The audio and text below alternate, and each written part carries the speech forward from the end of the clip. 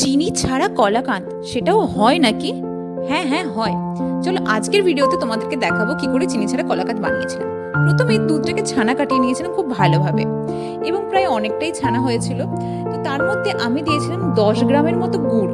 এই গুড়টা কিন্তু আমার বাড়ির গুড়, তো আমি এটা ইউজ করছি। এবং সাথে কয়েকটা পেস্তা ভালো করে মিক্সার গ্রাইন্ডারে ঘুরিয়ে নিয়েছিলাম। এবং আরও একটা কড়াইয়ের মধ্যে প্রায় 1 লিটার দুধকে মেরে মেরে মেরে একদম কমিয়ে নিয়েছিলাম এবং ওই আগে থেকে যে কাটানো ছানাটা সেটা মিশিয়ে দিয়েছিলাম।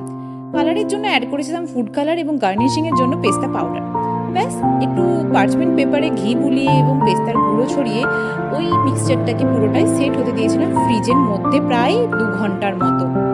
ব্যাস সেট হয়ে গেলেই একদম দোকানের থেকেও অনেক বেটার সফট তুলতুলে কালাকাঁদ রেডি, যেটা খেতেও হবে সুস্বাদু। যদি ভিডিওটা ভালো লাগে অবশ্যই লাইক করো, শেয়ার করো।